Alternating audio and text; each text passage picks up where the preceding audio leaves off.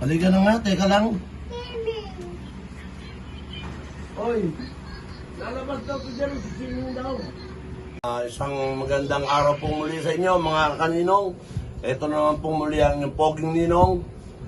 At para magluto po sa inyo ng chop suey with pusit.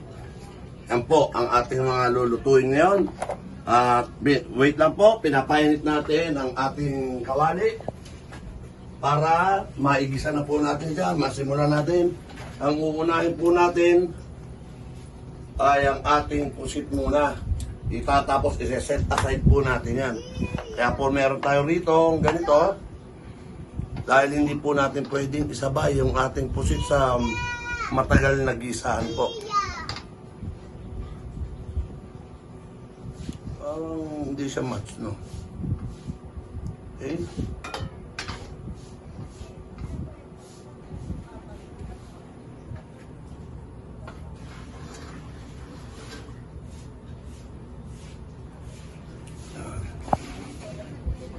Po ang ating pusit. Yun!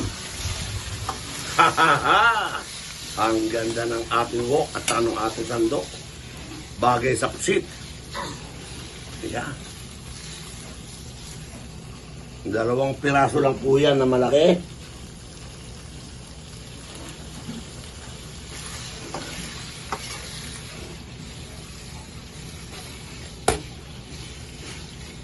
Yan.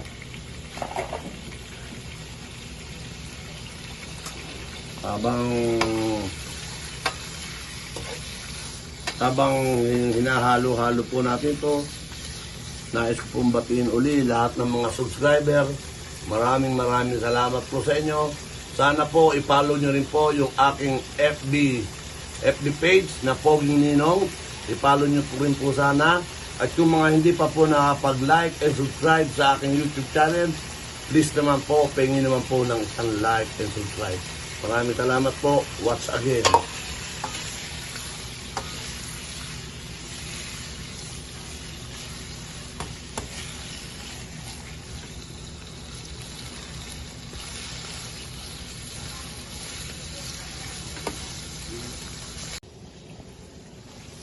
Yan po, konting ano na lang.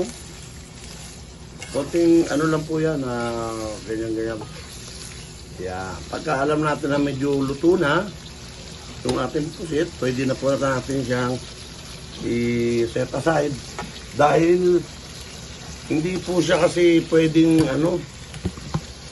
lutuin ng matagal. Yan po, tatabi na po natin to. Itong isa yung malinis ang gagamitin natin.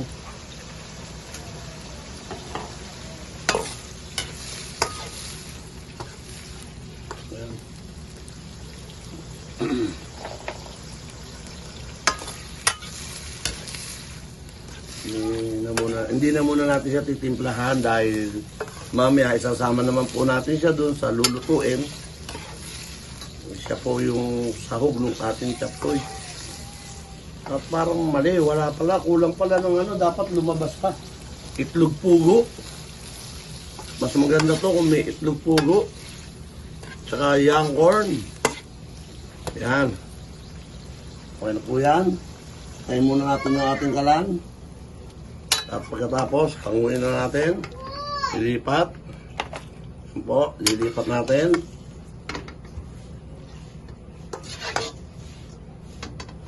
Yan po. Ayan po. And now, magigisa naman tayo ng ating sibuyas, bawang. Okay, ito pala. Hinahanap ko yung bawang. Ito pala. Ito na po yung ating bawang na na-chop na po yan, nagiling na po yan. Para hindi tayo kada magluluto, hindi na po tayo mag-chop-chop pa, sasandok na lang tayo. Yan po. Bakit?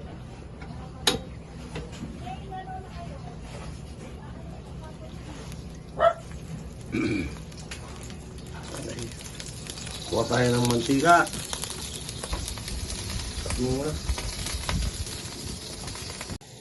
Yan po. Hindi ko na napakita sa inyo ha. Tinambog ko po yung mga taba. Mga pang ano po yan. Tapos may iba dyan, may puwet ng manok. Ito. Panlagay dapat binagoongan yan. Ngayon po, ilalagay na po natin, unahin na po natin yung medyo matitigas na gulay. Hugas na po ito lahat ha. Akala niyo po hindi hinugas. Ayan o, basa, may tubig pa o. Ano po, sama natin sa ating pag-isa. Kunti, mabilis naman ang ano niyan. Lahat pala huli yung carrots, no? Dahil yung carrots, madaling magano yan, caramelize yan.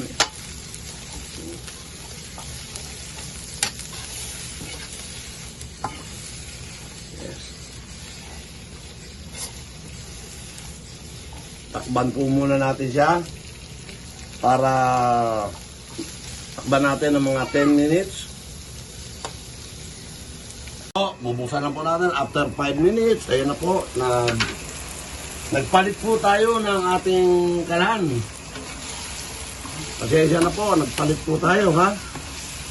Kasi ito, ang bilis oh. Pang ano lang pala yun, pang camping lang pala yung kalan na yun. Ayan. Ha? Pwede na natin ito ngayon lagyan ng seasoning. At sama na yung ibang gulay. Adin na mo to, baka naman po.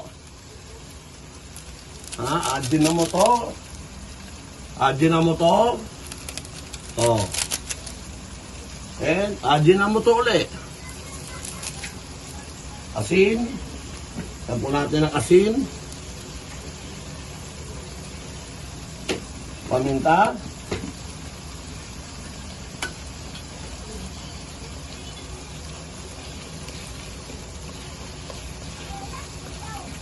Yan.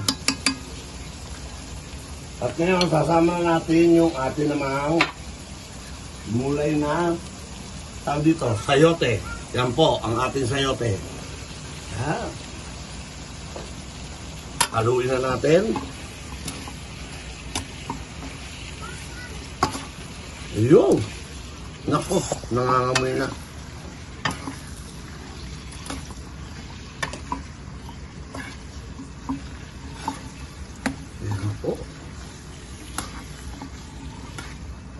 Tapos maya tatakban natin siya ulit bago natin lagay yung ating broccoli. Tatakban muna natin siya ulit.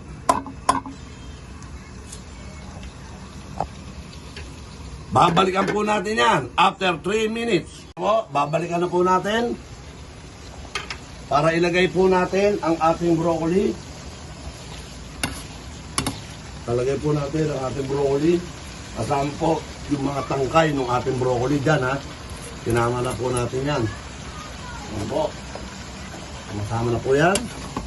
Yan, tabunan natin yung mga luto na. Yan. Sa ilalim yung ating broccoli.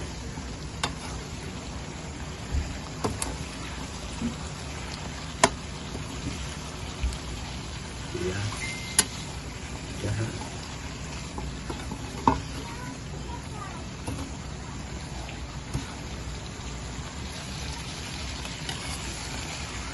Yan. At ngayon po, lalagyan natin siya ng konting sabaw. Opo. Konting sabaw. Opo. Yan po, pinagpalambutan kanina. Ikalawa na po to, yung unang pinagpakuluan, tinapon. Yung pangalawa, ito po. Pinagpalambutan ng pata. Yan. Hindi natin ilagay lahat. Sama na rin po natin yung ating bell pepper. Bell pepper. At pagluto na po lahat yan, pwede na po natin ilagay yung ating pusit. At nagkamali ako. Hindi pala ito dito dapat lulutuin, doon sa malaking kawali. Kasi puno. Ang hirap maghalo. Yan. Ha? Tatakban po natin siya ulit. Babalikan po natin yan ulit. Babalikan na po natin ang ating gulay na 3 minutes na po natin siyang nilagay yung ating broccoli. At bago doon, ito po ang ating gagamitin para sa ating patatim. Ito po, ang Del Monte pineapple slice. Baka naman, Del Monte. Po, bubuksan na po natin. Kaya na po, luto na. Kitang-kita, tingnan niyo yung broccoli. Oh, ang ganda ang ganda ng gulay natin. Oh, ayan na po. Ang ganda na. At ngayon po, bago natin ilagay yung ating squid, lalagyan po muna natin siya ng konting pampalapot po. Ayan po.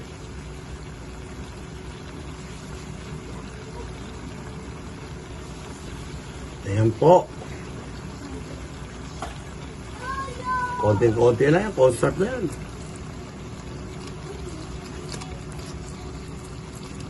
O, huwag muna natin ilagay lahat dahil baka sumobra. Ayan. Ayan. Ayan po ang ating chop suey.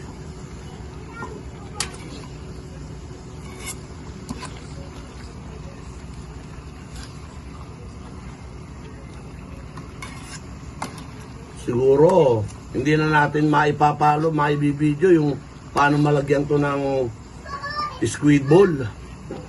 Tupalo na lang yung squid ball pagka nakakain na. Ngayon po, ilalagay na po natin yung ating pusit. Ito po, yung ating pusit kanina. Sasama na po natin yan. Yan po. Hindi po dugo yun ha, yung nakita nyo kanina. Inanap po natin yan, ginisa na po natin yan eh. Yan, ano yung ito niya. Yan, daming pusit ha. Tapos, konting halo lang. At tapos, lalasahan po natin kung ano po ba.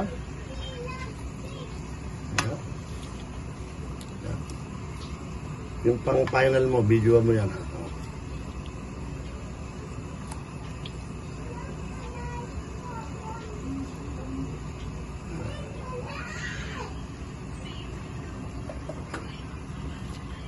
Tatakban na po natin uli yan. Tapos babalikan po natin na makalipas ang ilang saglit.